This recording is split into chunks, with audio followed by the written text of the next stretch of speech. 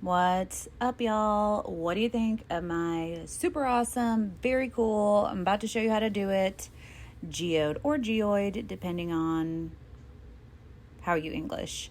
So I did this piece with some leftover resin. I was using Stone Coat Art Coat. It has a great working time. I've used it for up to 2 hours before, actually almost 3 hours. And so luckily, that's what I was using when I started a different project. This was my leftovers. So you'll see that the resin is standing up a little high on the white blob I poured out first. It is on the thicker side, and often I'm going through and adding more resin into my existing color cups.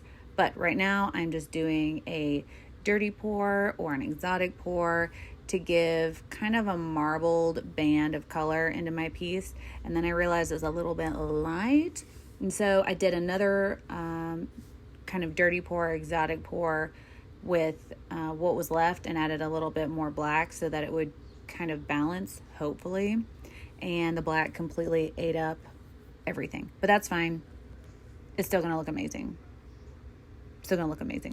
So what I'm doing in this is just layering down my colors. You'll notice that I have a lot of space in between my bands of color, and that's because when you pour out resin, it's going to pour out at about 1/4 inch. And actually, since this resin's been sitting up for already over an hour, it's pouring out even thicker than that. And your resin will want to self-level down to about 1/8 inch. And so essentially, if you leave it all poured out, if you leave all your bands as thick as they are when you first pour them out, then at some point your resin's going to break the surface tension on the edge and then just all run out, and it's going to shift your piece, and it's not going to look like how you left it when it's done curing. So in order to combat that, just lay your bands of color and use your finger or a stir stick to push your resin up next to the other colors. Resin self-levels as long as it's already been there, then it'll just fill back in any low spots from when you spread your resin out. You can even see it, since this is the time lapse, the resin self-leveling just on its own. And so I definitely recommend leaving some space in between your bands of color when you do a resin geode, because you're going to save product and save time and save frustration. My pups just walked in, so if there's any extra noise, sorry about it, but we're a pet household. Okay, I think I got the puppies all busy doing other things, and I can finish talking to you guys about this geode or geoid if you are a friend of mine that lives in the Seguin, Texas area. She says geoid. But anyways, so when I lay out my color, I make sure to leave peaks and valleys between the different bands of color, because that's going to be something that's very true to actual real life geodes or geoids.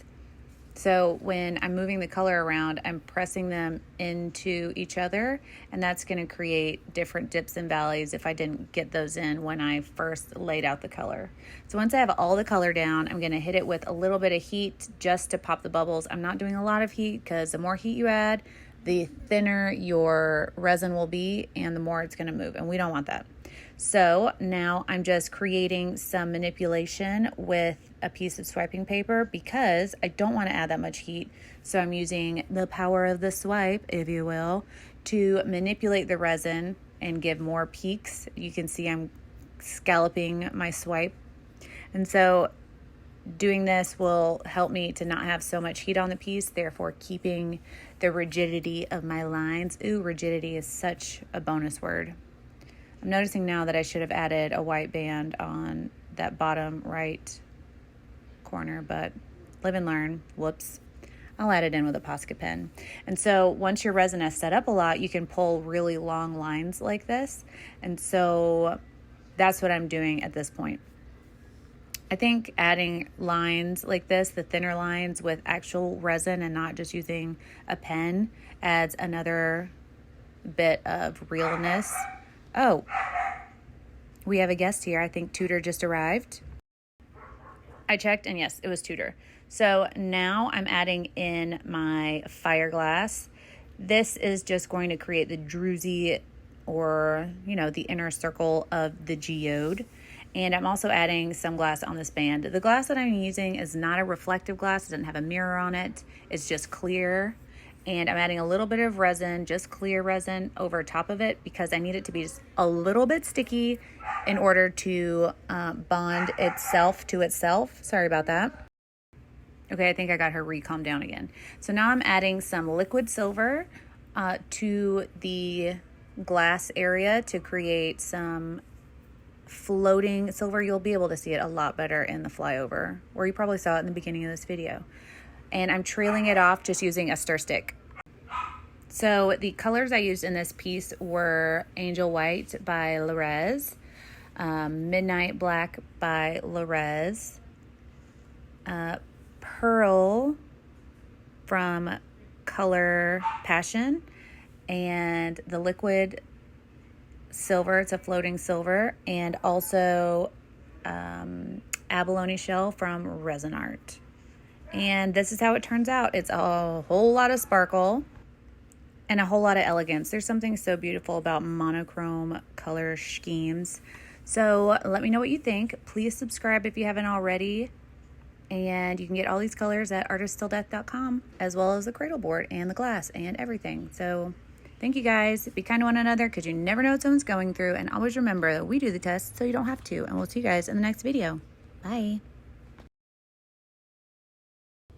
I said bye.